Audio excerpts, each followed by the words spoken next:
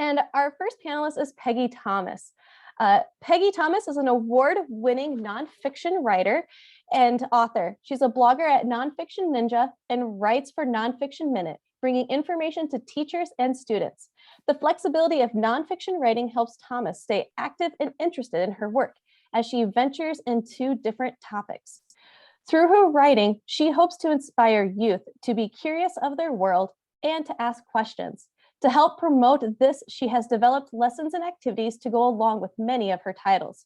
When Thomas isn't writing or doing research for her next book, she enjoys traveling, spending time with her pets, and reading. But no matter what she's doing, Peggy is always on the lookout for the next true story. Peggy, welcome tonight. Thank you. It's lovely to be here. It is wonderful to have you. And I have a question for you, Peggy, to get us started here. In your opinion, what has more power, words or pictures? Oh, golly. I guess I'm going to say pictures because they're so prominent and words you have to get into. But I think the reason why I absolutely love picture books is because it's that art form that combines both. And to me, that's just magic. So kind of both. So you'd say it's pretty much kind of a in between. How do you think, then since at first your idea was pictures, so how do you think the imagery that's placed in your children's books helps, expand them? Oh, every illustrator that's worked on some of my stories has brought another element to it. And it's usually whimsy. They've brought a character to life, like Henry Ford. They brought his playfulness to life and his inventiveness. And Thomas Jefferson, the same thing. I think his Stacy Innert's illustrations bring his enthusiasm and energy to life. So I think that's the brilliance of the illustrations. That's amazing to hear about too. And just like seeing that, combination of like pictures and words. Well, thank you so much, Peggy, for getting us started there tonight, and welcome to our panel. Thank you so much. Our next author I would like to introduce is Katherine Pryor. Katherine Pryor is the author of the books Hello Garden, Sylvia's Spinach, Zora's Zucchini, and Bay's Bees. Zora's Zucchini won the 2016 Growing Good Kids Book Award, and her books are staples of school garden curriculum. Two of her books, Zora's Zucchini and Sylvia's Spinach, are also available in Spanish. She has 3 new books scheduled for release in 2023. Spring is for Strawberries, a picture book about produce seasonality. Home is Calling, a picture book about annual monarch butterfly migration. And Hello Rain, a companion board to Hello Garden. In addition to writing, Katherine is an advocate for healthy eating and reducing food waste. To share her knowledge and passion, she has worked to create better food choices at institutions, large corporations, and food banks. Katherine, welcome. Thank you. It's so great to be here with you. 3 books in 2023. That's going to be busy.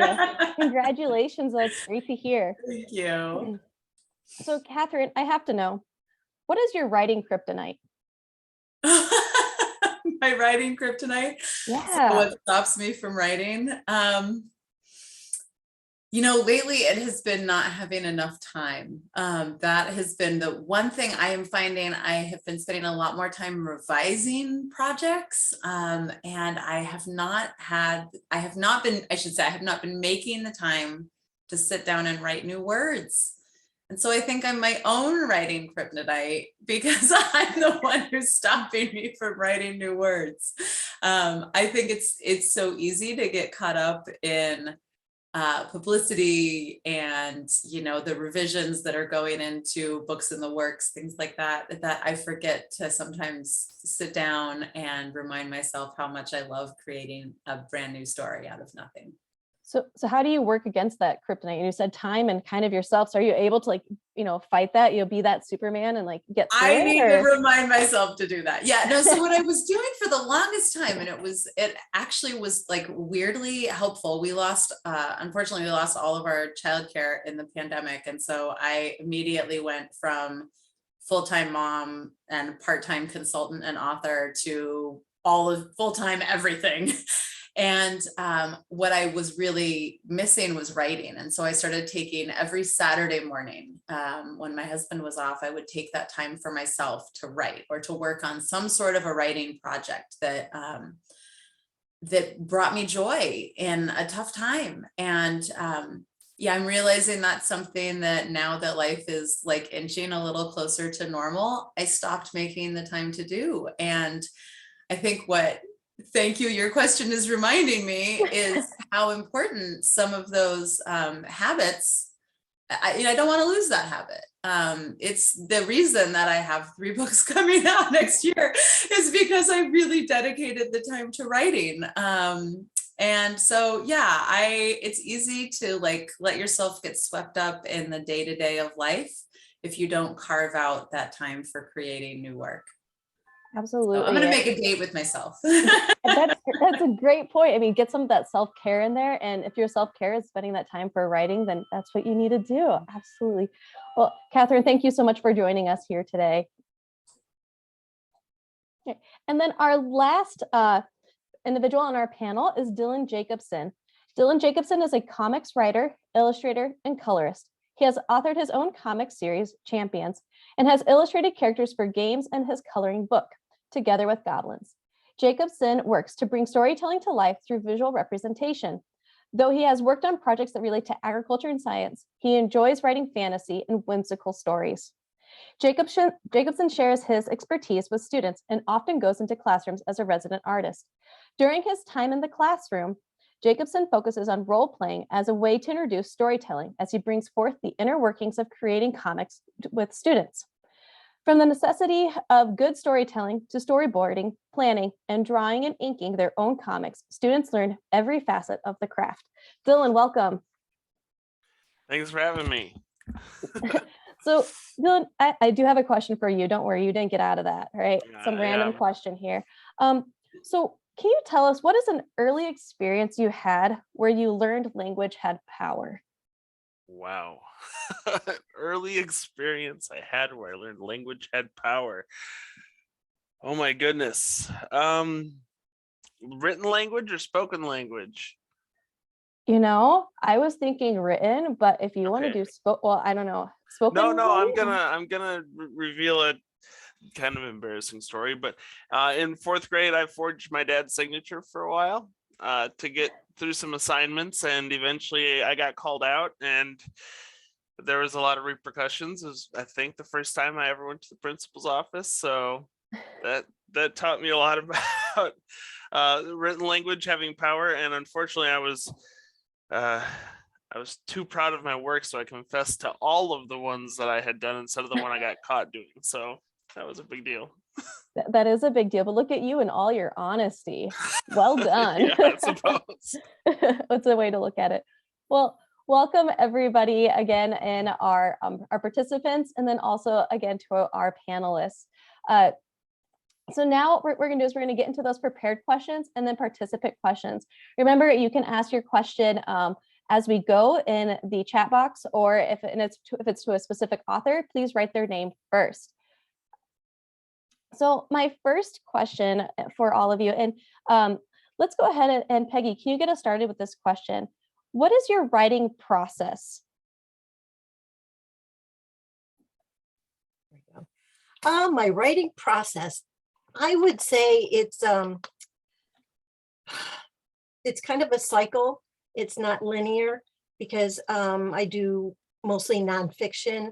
I get an idea, so I research it a little bit to build on it.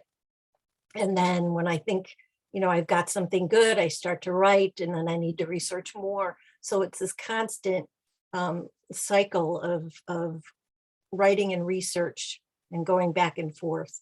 That's my process. So you would say it's not so linear, it's more like kind of a bounce and like maybe go back and do some more research if you see that, or? Interesting.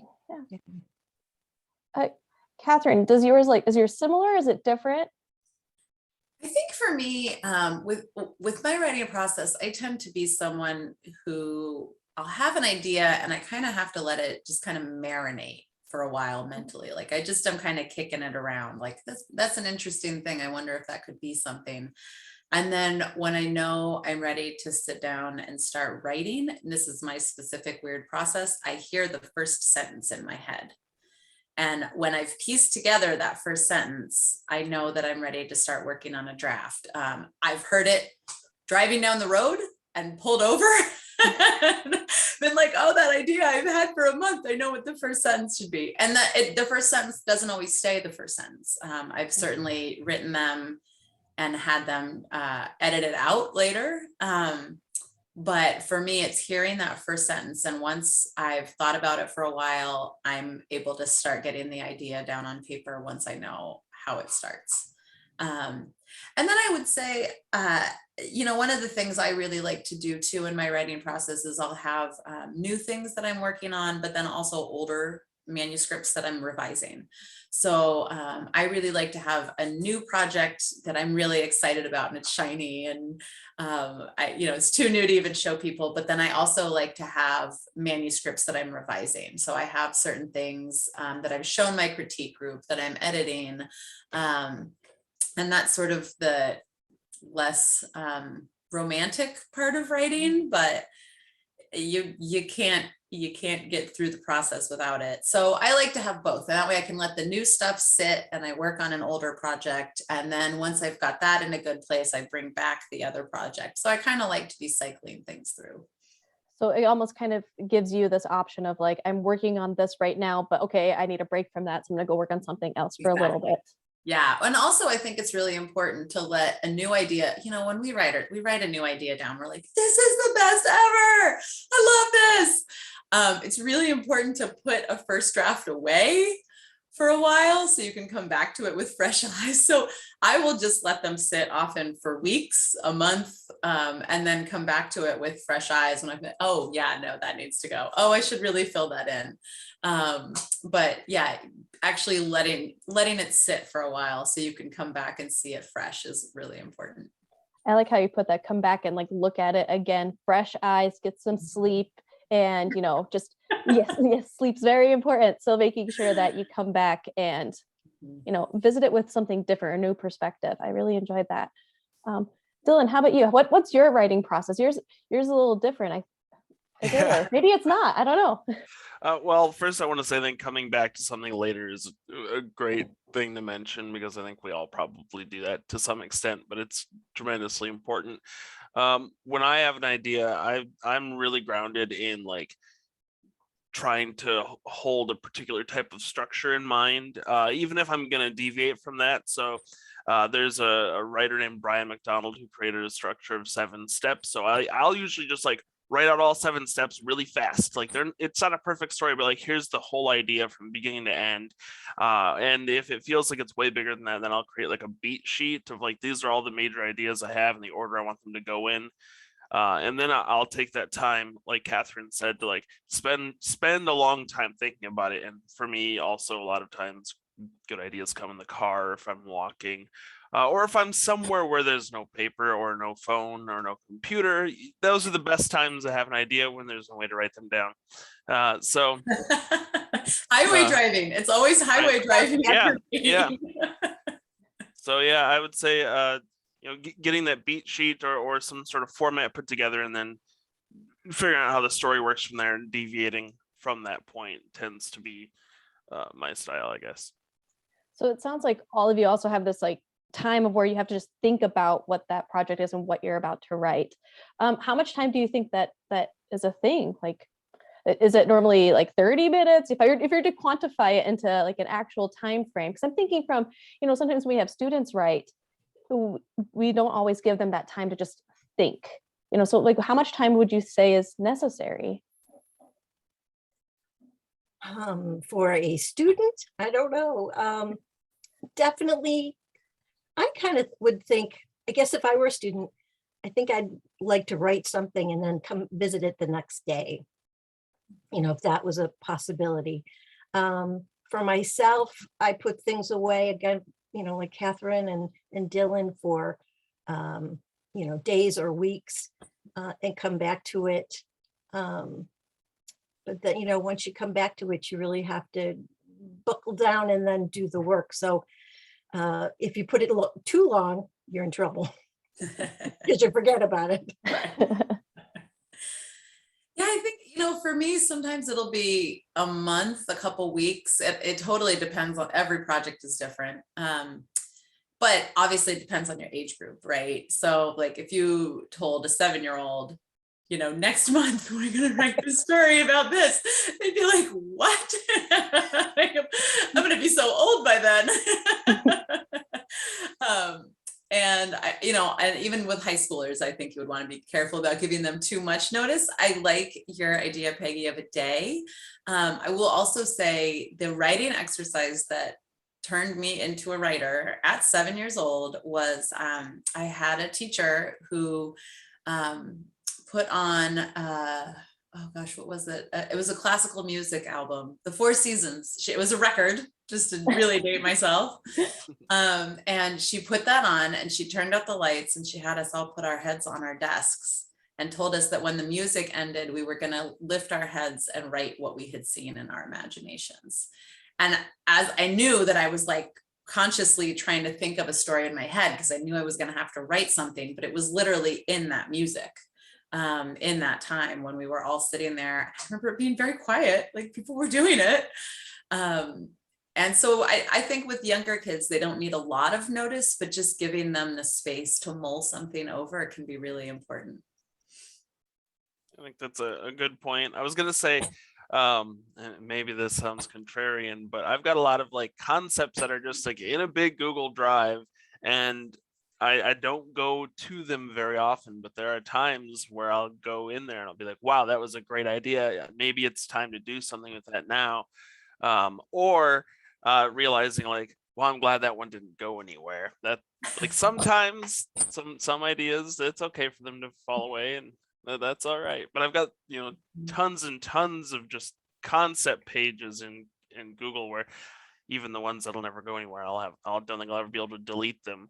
So, yeah. I like that idea though, of just having like that, specifically making time to just think, or even just making time to like just write down ideas, just like really jot down whatever will work. And then even if like how Dylan, you had mentioned, not one of them may not go anywhere, but maybe something will. And that kind of, Jackie, actually, one of our participants had asked a question that kind of relates to this. So I want to make sure I ask it now, is how long how long did you work on your first book before it was published? Catherine, let's start with you. Like, how long did you work on that first book? Oh, yeah. You know, I wouldn't say I worked on it like every day, but I wrote the very first draft of Sylvia's Spinach in 2009. I got laid off from a job, like many people did during that year, and suddenly had a whole lot of time on my hands. And I had been thinking about wanting to try to write picture books. It wasn't something I knew about. And I wrote a draft and I showed it to a friend who is a children's librarian. And she said, obviously, you know nothing about writing children's books in a very nice way. But and so from that point on, I ended up like doing another revision. I took a course on writing children's books.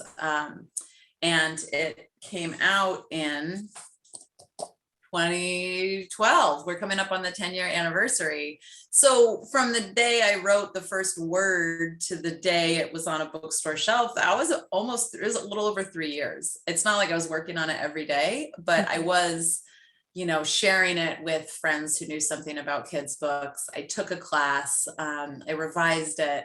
And then I signed a contract about a year before it actually came out. So, you know, it takes time. I will say that certainly hasn't been the case for all of my books. I'm in the process right now of doing a follow-up board book to Hello Garden called Hello Rain, which board books are very short. This is like 76 pages. And when I had the idea for it, I was like, let me see if I could do that. And I literally wrote a draft of it, and I spent about a month, a very rainy November, working on it, and I sent it off, and we got a contract like as soon as we had a sample.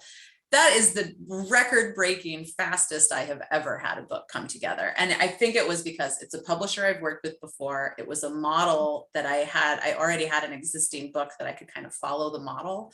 And then also it was very short, which doesn't always work in your favor, but this one certainly did. So my experience is anywhere from a month to 3 years. Wow. That's kind of like a big span too, because like sometimes it's hard to think that far ahead and how long. I mean, because I think one of your books is a picture book, is that right? And some people don't think about how long it can take to actually write a picture book and write and get that published. Because when you only have, so Zora Zucchini is sort of infamous with that one, where the publisher and I went through I have 40 saved drafts of this on my computer. That's not including notes scribbled on random pieces of paper, scrawled out notes in my office. We could not figure out, the publisher loved the idea for this book, but we could not figure out how to end it.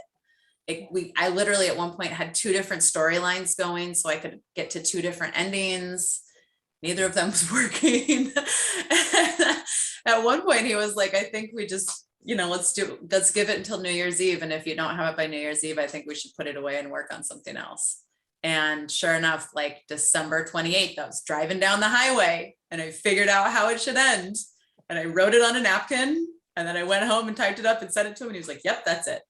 But it took years from the time that I pitched the idea of a little girl growing too much zucchini in her garden to the actual like book in hand, years, and many, many more revisions than most publishers would be willing to go through.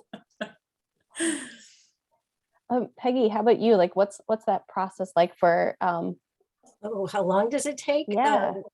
My very first book was an assignment, which often happens when you write nonfiction.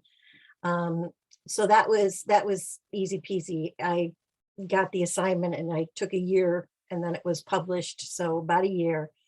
But my very first picture book, 10 years. I wrote it and I kept sending it out, and same kind of thing. You get feedback and you try to, use it and build your craft. And I went to conferences and I went to workshops and all that stuff, until finally I found the publisher that was right and who loved it and said, yes, let's do it. So 10 years. So you have to be persistent. And granted, I wasn't constantly sending it out all that time. But it was there and it was ready. And yeah, absolutely. Dylan, how about you? So the first thing I want to say is, like, specifically working in comics is very fast and loose, and things can look like they're coming together and then suddenly disappear, especially when you're working with, there's typically like 3 to 5 people on a comic. Like right now, I've got one that's a tentative yes at a publisher called Antarctic, but it's the brakes are on and we don't know when they're going to come off. So there's that issue all the time. But the very first book I released, which would be this thing here, Champions, was entirely self-published, and I thought I was going to have a long time to work on it because, well, self-publishing, you do your own thing, you do whatever you want. But I had made an agreement with a comic book store about having it come out. So I was working on it in 2015 about having it come out on the 2016 Free Comic Book Day, not as a free book, but make it available then, which would have been like May 6, 2016. And I was working on it in October of 2015. So I was like, well, now it's got to fly. And I wound up, that was one of those things about like trashing ideas. Like, I wanted to introduce like a new character every couple pages and leave the old one behind and just do like my own sort of anthology.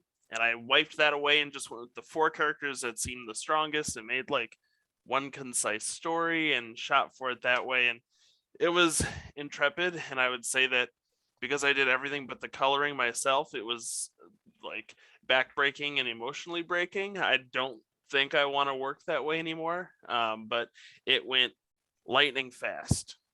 So, but when it came to working with the first thing that I had published in another publisher's hands, it was working in anthologies, which are a very accessible way to get into comics. I think we had something like 90 days and there were 3 of us working on it, and we knew we had a finite page count. And in that situation, I was just the writer. And I think it worked beautifully. And that's 90 days is a long time in comics. Sometimes you'll like the thing I have going on now that where the brakes are on, that'll happen and it'll like churn for a long time. But usually when they say yes, they're like, cool, can we have it tomorrow? And you gotta go nuts. So it's a very different world. I almost kind of envy the idea of having to like revise things more and more. So Dylan, maybe you can also get us started with this question too, because you kind of alluded to it. Because you said that you self-publish. So can you tell us what that publishing process is like, and what are the steps for publishing for you? yeah. Well, if you want to get a comic published, the first, like, if you're looking at publishing with someone else, which is always better in my opinion, you don't have to drive to stores and you don't have to be your sole marketer. You need to have a good pitch kit together that is examples of all the possible artwork, like your main characters, all illustrated. You need a nearly complete, if not complete, script, which it can sometimes be written in like prose form. And then you need a concise idea of like, is this going to be a series? How long is this going to be? And all the major beats for it. And sometimes along with that, in your cover letter, you might need like, why does this fit at this publisher? And then I wish comics publishers gave feedback, but largely you've got 30 days. If you don't hear anything, it's a no, go somewhere else. And so be prepared for that cycle. If you want to do self-publishing, there's a lot of printing options, but then like I did, you'll be looking at really high costs of getting the books out. So I did a Kickstarter. I am pleased to say I've never had an unsuccessful Kickstarter. They can be a deeply like challenging experience. So if you're going to go that route, I highly recommend like the month that your Kickstarter is happening, that's all you do that month, because it will keep you up. It will drive everything you're doing. And if you have a day where you don't get any pledges, that will be the worst day of your month. So be prepared for all of that. And like, if you can take that month off, do that. It'll help a lot. Thank you for that, Dylan. Because like, sometimes when we look at publishing, especially like with our students and stuff, like we don't know where to go. And sometimes we don't even know that self-publishing is a facet that you can do. Though it sounds like a ton of work, it is still possible. To add one more thing, if you want to know where to go, one of the easiest self-publisher like printing companies for comics is called Kablam. It's as cheap as it can get, which doesn't diminish the quality, but it's super accessible, and you can order as few as like 10 books if you want. So thank you, Dylan, again. So Peggy and Catherine, you're in a little bit different situation. Can you tell us a little bit about like what the process is for you when it comes to publishing? Sure, Catherine, you want to start? Sure. Yeah. So for me, yeah, it's a little bit different. I will say I've worked through picture books. I've done all sort of traditional publishers where there's an editor and there's marketers and other people who worry about that. I did in my 20s self-publish a novel. Please don't Google it. I've tried to take it out of circulation. Now we have to know the name. I'm not telling you any more information. And it is hard work. Like I always tell people that you're going to work somewhere in the publishing process. Like if you self-publish, the publishing process is easy and selling the book is really hard. And if you traditionally publish, it's really hard to find a publisher, but then selling it is much easier. So, like you got to kind of pick where you want to work. And self-publishing really does work for certain people who have certain goals. Like I don't want to diminish that at all. There are people who write really interesting books of like their family history or something like that. And they have a very specific audience in mind. Self-publishing is great for that. I feel so bad for people who put all this money and time into self-publishing and then are like, nobody wants to buy it. But yeah, so I did make a commitment to myself to work with just traditional publishers in picture books. And I will say that my first several books I sold myself to traditional publishers. And so what you do in that case is you put together something called a query letter, where you give a bit of an introduction about yourself, your background, and then a really quick paragraph about the book. And then usually in picture books, because the text tends to be so short, you just copy and paste the entire text of the book in your usually email. And then see if they're interested. And it can be grueling. I was very lucky and worked with the same publisher for my first 2 books. Readers to Eaters was wonderful. And actually the editor became such a friend that I could just send him things and he'd be like, no, yes, no, yes. And that's a really nice thing, a relationship to have. And then it didn't work for him to do my 3rd book, Bees. And so that one I had to actually go out and find a publisher myself. And I sent out 55 query letters before it was accepted at Schiffer, but it was accepted at Schiffer the same day I sent it. So, you know, it's like, yeah, I got 54 no's, but on the 55th, I got a yes. So now I am very lucky in that I'm represented by an agent. And so that's a person who on my behalf is sending my work out to publishers that tend to be larger scale. Larger scale publishers rarely accept what's called unsolicited work, which is work by people they haven't worked with before who aren't represented by an agent. A lot of big publishers just want agented authors and illustrators. So there's some barriers there, but I will say it's opened up some doors, which has been amazing. And having somebody else sending out my work so I don't hear the 54 no's before we get to a yes really helps like keep me excited about writing. Yeah. I can see that, keep the emotional side like up, like, okay, yes, we're all right. I don't want it either. But yeah, so now I have somebody setting it on my behalf, and that is really nice because they work as a buffer and then negotiate the contract and everything. So yeah, it's the selling them to traditional publishers is much more difficult, but you get so much more support as an artist, I found. So you had mentioned like larger publishers. Like, what do you mean by big publishers? Oh, well, think of your like Random House, Penguin, you know, like those. It used to be the big 7 and now it's like the big 5, and they keep acquiring and getting smaller and smaller. And yeah, so it's these big powerhouse publishers where if you see a book on that front table in, you know, Barnes and Noble when you walk in, unless it was like a really scrappy book, like a really important book from a small publisher or a startup writer, it's probably from one of the big houses. But these other publishing houses that I work at, so Readers to Eaters is incredibly small. They're a 2-person operation that consults. They have consultants on hand for like art design and stuff like that. Schiffer is a larger publisher, but even they only have like, you know, they have fewer than 100 employees. And then I have another book coming out with a larger publisher this time. And that distribution is like, I'm looking at their marketing plan and I'm like, oh, this is totally different ballpark than I've ever been in before, which is very nice. Yeah. Yeah. So there's different scales. They have different staff sizes, different marketing abilities, different budgets. Really varies. It's interesting to hear that too, that like publishers are different levels too from all of that. Peggy, how about you? Is your process to going to that publisher and getting published similar, different? Yes, it's very similar.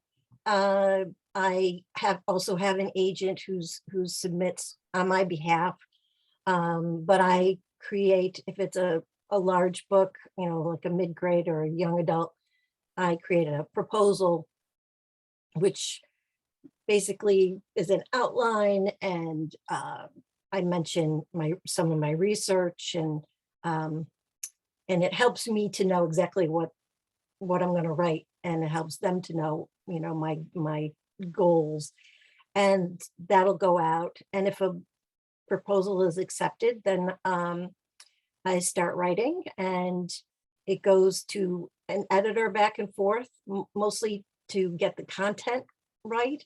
And then there's also a copy editor after that who, you know, they're brilliant people, and they know every way to spell things and where punctuation goes and what needs to be capitalized and what doesn't. And they can fix anything. A lot of my stuff also goes to a fact checker. I'll send my material out to an expert in the field, or, you know, a historian or scientist, And then there's the art department, the art designer and the illustrator. The editor chooses the illustrator in traditional publishing. I don't get a choice. I get to see sketches and things, but it's a crazy but brilliant way to make a picture book, because it always seems to work. And then a marketing department, which helps to. They're doing all the distribution. They put a catalog out, and that's so nice. I prefer to be just the writer, not to have all the other hats on. Yeah, you had mentioned that you don't really get a say in the illustrator. Like, how does that affect you as an author? Well, I think it's fine. Now I've been working with the same editor for a while, so we can bounce ideas back and forth, but ultimately she knows many more illustrators than I do. And so I trust her knowledge of, of what that book is going to look like, what the book should look like. And I appreciate that. Yeah, absolutely. I was just thinking, like it, because you spend so much time on all the, the words in the background, and then, to have that other part, like not have a say in it. But you make a good point that, you have people who are experts in that, and you can build that trust and that relationship with that publisher and editor as well. Great point. And you want that illustrator to bring another level to your story. Not everything is going to be said in the words. You want the pictures to be telling half of that story. So, and illustrators are brilliant. They know how to do that. So, yeah. I'd like to add one last thing. When it comes to publishing comics, if you want to get in at like Image or Alterna, one of the big emerging publishers that takes unsolicited work, they prefer if you have one big book as opposed to a series, because it's really difficult to know that you and whomever you're working with will actually be able to follow through on like 12 issues, 24 issues. So you're for your first book at a comics publisher like that, if you can do one like 120 page book, it's way easier for them to agree to that, because it's taking one risk instead of several little risks, and they're usually more receptive. So Dylan, since you kind of gave us that little bit of information, Janessa from our participants had asked, like, do you write and illustrate, or are you one or the other? I do write and I illustrate. When I started out, I was just writing. So there's a variety of jobs in comics. And the three that I was interested in was writing, penciling, and inking. I do a lot of coloring now, which I think is kind of weird, because when I started, I didn't want anything to do with that. And so here I am doing that as well. I think that writing is still, I don't get as much time for it as I used to, but still one of the parts of comics, and well, even just storytelling, that I prefer. And some of the projects that I've found to be most successful are ones where all I did was write something. So, yeah. So it's kind of interesting because, like, like you said, there are different hats that you can wear in the comic industry as well. So kind of going back to, Peggy, you had started mentioning things about imagery and how, the illustrations can bring those words to life. So in your writing process, any of you, but like, how do you avoid or embrace tropes in that writing? I guess it depends how you define tropes. Yes, if it's, a cliche, anything that's stereotyped or cliche, and just, metaphors that have been, done over and over and over again, like the fast cheetah. You want to avoid those things because you want to bring your own spin.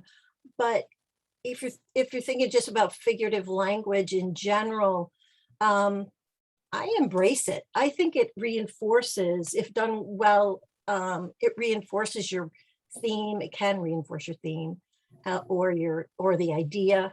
I did that in Lincoln Clears a Path. I started out with the sounds of clearing an actual forest. And as I was writing, I thought, don't I use those sounds to correlate with other ways that Lincoln cleared the path for other people, and how, other people cleared a path for him. So you hear thwack, swish, thwump, yaw throughout the book, but I think it's just a subtle reminder to the reader that, remember, this is a clearing the path incident that, because I don't come right out and say that. So I think it can be reinforcing. Dylan or Catherine, what are your thoughts? Do you want to go ahead, Catherine? Oh, okay. See, I just saw we unmuted her like the same I'm time. in Peggy's boat, I think, where it's like, depends on the definition. I don't really try to pursue or avoid anything in particular. I would say the one thing that I will always try to avoid in writing is like the easy out of a dream. Like that's sort of my pet peeve in books, when somebody's like, I woke up and it was all a dream. And I'm just like, oh, that's like cheating. So I would say that's the one thing I actively avoid and get annoyed by as a reader. In terms of, that's really the only one that I think I actively avoid. There are certain sort of not taboo subjects in picture books, but there are certain subjects that have been like overdone in picture books, and you'll frequently see people listing that. If you ever, like, you could just Google it, like, what are the picture books that too many people write about? And it's almost always like A Day with Grandma, or, my parents are getting a divorce, or like these subjects that are important, but there's so many books out about it already that it's kind of like, how are you going to do it better? And then inevitably somebody figures out how to do it better. Like, I think the perfect example is there's too many like grandparent books out there and not enough grandparents buying those grandparent books. So don't write a grandparent book. And then this genius woman, I'm forgetting her name off the top of my head, wrote these 2 books called How to Babysit a Grandma and How to Babysit a Grandpa. Oh. And she broke the model. And so she was able to sell gazillions of copies of this book that everybody would say, like, don't write a book about spending the day with your grandparents. But because she figured out a creative way to do it, she did a great job. So I would say if you're going to pursue something that has been done a lot, find a creative spin on it. I think that's the most important thing. I really enjoy that you mentioned the don't do that. Oh, it was all a dream and wake up. I find that when my students write stories, it's either and then they died, or and then they woke up, it was a dream, So what advice would you have to us as educators to help our students maybe move away from some of that? I think, well, first of all, I would say, I think there's like whole essays that have been written about why not to do the dream thing. Like, I'm pretty sure I've read those in a creative writing class. So that might be something that you could like discreetly assign. It's like a quick essay about why it's a bad idea. The other thing that I would say, and I'm having this really interesting experience right now where I'm mentoring 2 picture book writers. Well, actually, one is she's writing a early reader, and as well as some picture books. And so I'm seeing their drafts go through these processes. And there are points where I'm like, that's an easy out. I think you can go deeper. And it's not about saying, oh, don't do that. It's like, I think there's more there that you're not telling me. And so the thing that I have really benefited from editors who've done this for me, and it's something that I'm trying to pass on now that I'm trying to help up and coming writers, is to always like dig it a little deeper, to take it a little personal. Like, did they end with death or a dream because they couldn't think of how to creatively end it? Is it because they were so afraid of how horrible the ending was going to be, like, for this main character, that they couldn't write it? They might have been scared to try something that might be perceived as negative. There's some tough books out there for teenagers where the protagonists die, and I always have a hard time as a mom. I have a hard time reading those. I'm like, no, don't let that happen. But I think that sometimes those are sort of a cop out, and a student that's a little bit harsher than I would ever say to a student, but like, it's a way of them skirting the issues that they've brought up as a writer and not resolving them. And I think that one of the things educators can really do is like, well, what were you afraid of writing that made you write that? Can you write that version? And if it's still too scary, you can always go back to this, but try writing the version that scared you so much that this was where you took it. I really that's like a that. great piece of advice. Yeah, I like that a lot too. Yeah. I would also say use the magic 3.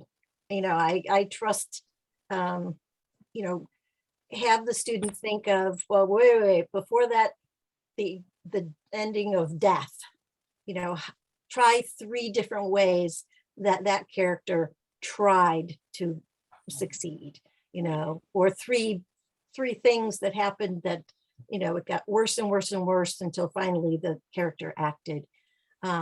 Because that's basically what the middle of a novel is. It's that growth of the problem and then of the solution. So we just make them think a little bit more. Yeah. Go ahead, Dylan. What were your Okay. thoughts with tropes? But we'll bring it back to that. Yeah. Specifically, like cultural tropes are really prominent in comics, and I want to start by saying there's a lot of young people getting into the higher end of the industry, places like DC and Marvel, who are working on changing some of those things, which I think are great. Stereotypes have been deeply prevalent, especially coming out of the 1940s, which I know sounds long ago, but in the grand scheme of things, it really isn't.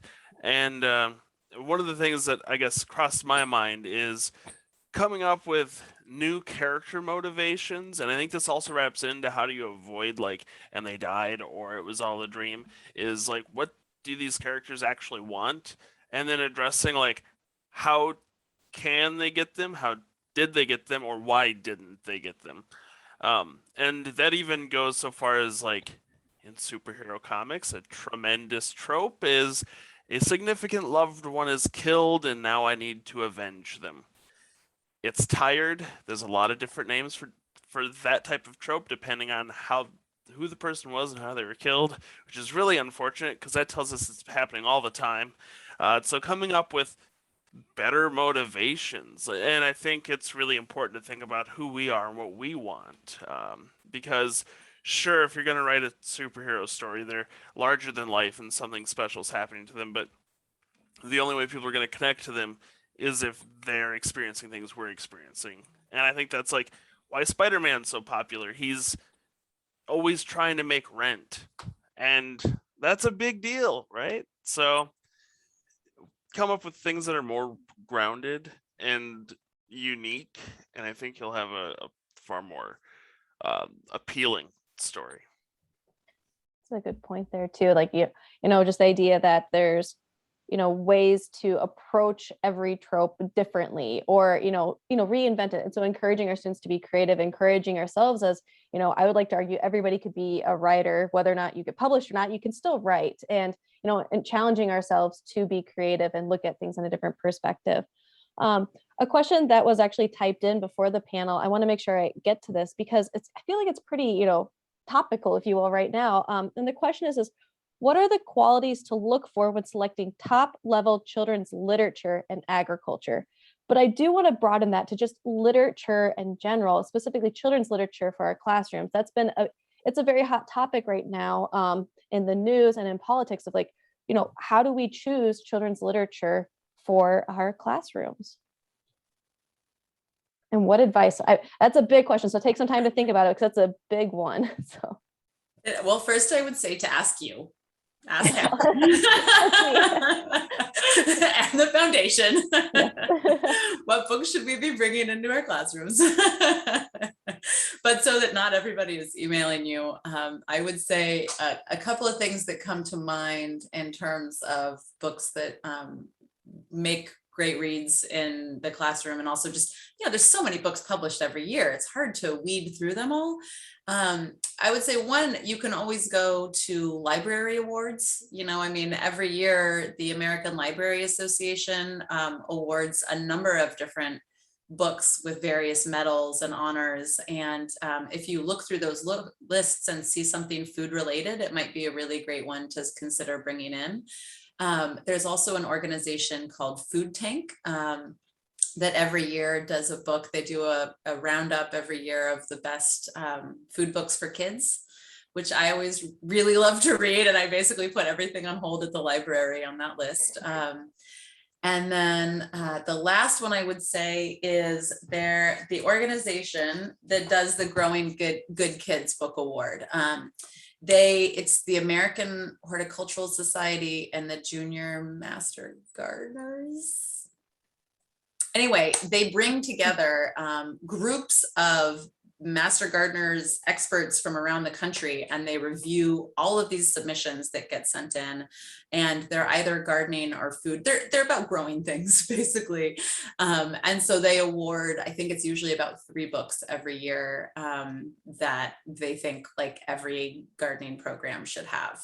And sometimes they're food related. So that can be another really good resource. If you're looking for ways to look for smaller lists of books than the things that come out every year, I would say Food Tank, American Library Association, and the Growing Good Kids Book Award. And they also have lists on their website. I know Growing Good Kids has a list on the website of all of the past winners also. So you can look at like the current ones that have just come out and then also look at past years. So, and then I always put things on hold at the library before I commit to buying them. So I don't know. That's always good advice there. Peggy, Teacher plug. Save your money, get it at the library. Authors still get royalties from library books. So Peggy, how about you? Like, do you have any thoughts on that? Or Yeah, I would definitely, I look at reviews, and I would add, National Science Teachers Association. They put out a huge list also of science books. A lot of them can be applicable to agriculture. And then the National Council for English Teachers too. You'll find a lot of wonderful books on their list because that's their job to know.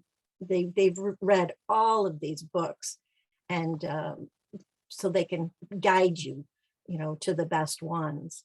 But then also, trust your own sense of sensibilities of, when you read a book, did you like it? Because sometimes that's all that really matters, and, is it accurate? That's a huge thing, especially in agriculture. But I think that's when you really want to look at the Ag in the Classroom lists and things like that. absolutely, thank you, both of you, for that advice. Dylan, do you have anything you would like to add to that? Or I want to say, look, if you're looking for comics or graphic novels in general, I honestly don't have any good resources on ones that are specifically for agriculture. But if you're looking at comics in general, I'd recommend looking at the Eisner list of books. A lot of them are already used in classrooms. I realize that one of the big Eisner winners is a volatile book in today's conversation, but most of those comics are already considered books that are eligible for like youth readers. And the ultimate thing I would say is if you're looking to bring any comics into your classroom, read them first. Because just because it looks like something that's for kids isn't always accurate.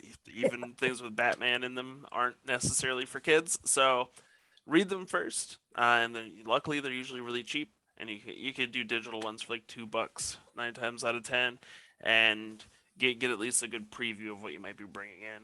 So it's gonna lean a little bit more into what you think is appropriate, but I think that really is important because you can detail it for like the issues that your class might be addressing or wanting to talk about. that's a good point, because comics do come in like individual issues too, so you could choose like one issue that's shorter to bring up a topic rather than maybe assigning a whole graphic novel. So that's a good point too. So, well, I do want to thank our panelists here tonight. We have about a couple minutes left here in our whole panel, and I want to open it up to just like questions from our participants. I know they were asking questions as we went along, but just want to open it up to everyone. And again, just thank our panelists again here tonight. Well, we do have one question here. It's from Angela, and she says, and this is a great question because sometimes we're not sure, like, how do authors even get paid? Like, and you know, how does that happen? And I don't know if one of you wants to answer, or if all of you want to take a time. Or... Usually when you sign a contract, you get an advance. I usually figure the advance is just so I can eat while I'm writing the book. And then you also get a percentage of every book sold. Usually it's 10%, but if you're sharing with an illustrator, it's 5%, which doesn't sound like a lot, but it does add up. And you get paid twice a year. You get paid in the fall and paid in the spring, because that's when publishers count how many books have been sold. So that's always fun too. Yeah, and my experience has been the same. You get, and it was called an advance against royalties. And then you have to earn out that advance before you receive royalties. Often, I will say, one publisher I'm working with, Schiffer, does not do that. They just give you royalties every year and like take it off percentage of your advance. It's very kind. Most people don't know, publishers don't do that. But honestly, most authors, and it's always a little bit touchy. Most authors, we make most of our income from speaking. I would say most picture book writers, especially, we make way more of our income from talking about writing than we actually make from the writing itself. The writing is the thing that we do for love. And school visits, going to conferences, stuff like that, speaking at conferences, that kind of stuff tends to be the things that we make a large. Previous to the pandemic, I made easily 50 to 60% of my writing income was through school visits or in-person conferences or teaching workshops, stuff like that. And so one thing that has been tricky about having so many things, in-person things canceled, is that honestly, a lot of artists lost a large percentage of our income. And I actually really appreciate this question, because it's something that I think a lot of teachers where I do school visits feel awkward. They're like, you know, do we need to pay you for a school visit? Is this something your publisher pays for? It's almost never something the publisher pays for. And although I have been known to donate school visits, I'm very careful about who and how many I do, because it's basically me working for free, which I love it. And so I'm happy to do it, but you can only do so much of it if you want to keep doing this as a job. So I have gotten creative about, actually, Dylan and I were just talking about this before the call, about getting some grants to cover school visits at schools that can't afford them. That is a fabulous option. I can't say enough about that. It's like everybody wins. There are organizations out there that want to fund schools, want to fund authors, want to fund books, and they're looking for ways to connect. So if you're a school that you think might qualify for some of that, I can't say enough about actually like researching what grants are available, or if there's an author you're interested in bringing in, asking if they can think of any ways to creatively fund it. Because it does make up a significant portion of our income. With that, I will put a plug in to the educators who are watching, is that the Iowa Cultural Affairs does have grants for educators to bring artists, including authors and illustrators, into their classroom. I can't remember the actual number, but I can definitely get you some of that information if you're interested in it. And then also, just to remind everybody that if you are interested in bringing Dylan, Peggy, or Catherine into your classroom, you can request those on their websites, and you can find that information in the sign up that you did for this class. And I'll also email that out afterwards too, so everyone will get a copy of this recording as well. Well, I want to bolster that by saying, since I'm in Iowa, Iowa's Arts Council is offering new versions of their school grants to bring in artists and writers and even filmmakers and performers into your classroom. They do require you to have some funding up front, a lot of times when I've worked with schools before, I've worked with schools that have 45 students for the entire school, very small. And to get their other half of the budget, they will do things like approach a local business, have a bake sale, do a variety of different things. So there's a lot of options on the table for you. And then Iowa also offers a program called Throughline Arts. They are not the Arts Council, but they're associated, and they vet artists on a roster of basically artists that are prepared to come into schools with programs that are detailed to curriculum, to standards. So there's some options there. To answer the question about how we get paid, it's really similar. This is one of the ways that our worlds of different types of books collide. Almost everything is done as an advance on royalty, and then you get a royalty, and that can vary a little bit. Usually it's around 10%, but that's based on the publisher, and then those royalties are paid either quarterly or twice a year, just like Peggy said. And with comics, the royalties end when that book is off the shelf or that series has ended. So you know the popularity of your book based on how frequently those come in. And a lot of times there are jobs that have no royalty in comics. There's what's called pickup art, where let's say I'm drawing something and I'm just not fast enough for Marvel. They want somebody who can copy the style, and that's you. So you fill in all the blanks. They give you typically like half of what I was making per page, and then they leave my name on it, but they might not bring me back for the next project. So I will say that happens in kids' books too, where, and I feel like it happens more in the nonprofit realm, where you'll have like a fee for service, where it's like National Geographic is like, we need to do 12 books about mammals. Like, who's taking this mammal? Who's taking this mammal? And then they'll do like a fee for service. And so that's sort of a different style. But yeah, so we get creative. We're creative in many ways. But yeah, same thing for me. It's like going to conventions and speaking. I do a lot of residencies at schools, and like you said, Catherine, I felt it pretty heavily. Conventions were canceled for a long time. I didn't go to schools for a year. That is like the bread and butter of what I do work. So there's a variety of pay scales, if you will, in comics, but there's very few at the top and a lot of us in the middle somewhere. So absolutely. Well, we did go over a little on time here, about 5 minutes, but I do again want to thank our panelists, Dylan, Peggy, and Catherine here tonight. Thank you so much for providing your insight and sharing your ideas and the writing process and publishing with everybody here.